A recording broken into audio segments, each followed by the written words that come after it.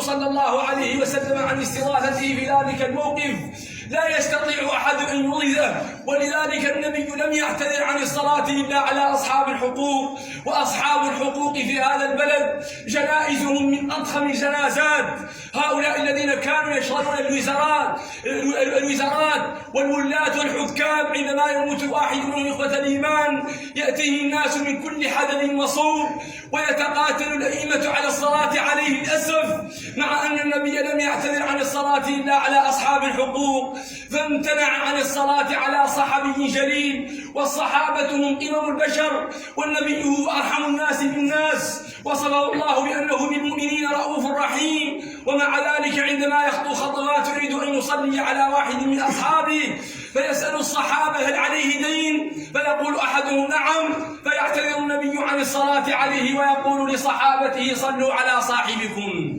وكان مرة بين أولئك الصحابة أبو قتادة فقال علي دينه يا رسول الله أتحمل عنه هذا الدين؟ فصلى عليه ثم أعطاه 3 أيام يسأله هل قضيت عنه دينه؟ في اليوم الرابع قال له نعم، قال له الآن ابترد جلده. وهو صحابي جليل يدخل في قول الله رضي الله عنهم ورضوا عنه. أما نحن إخوة الإيمان ما بقى شيء ما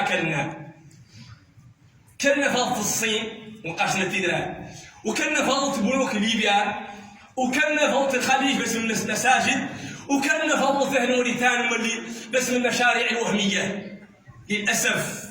لكن على هؤلاء أن يعلموا أن الله سيسألهم عن ذلك، وعلى أولئك الذين يوالونهم أن يعلموا أن الله سيسألهم عن الموالاة وعن السكوت، لأن الله قال يا أيها الإنسان إنك كادح إلى ربك كدحا فملاقيه ومسؤول عما كنت تعاديه وتواليه.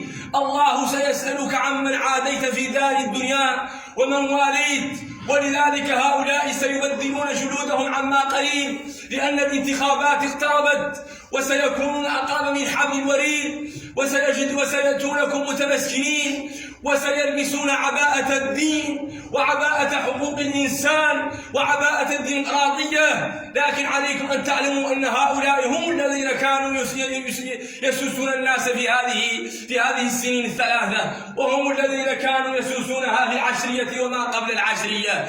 إنهم هم المفسدون الذين تعلمونهم جميعا إخوة الإيمان. إنهم يمارسون الفساد، لكنهم يبدلون جلودهم مع كل نظام جديد، يبدلون جلودهم إخوة الإيمان.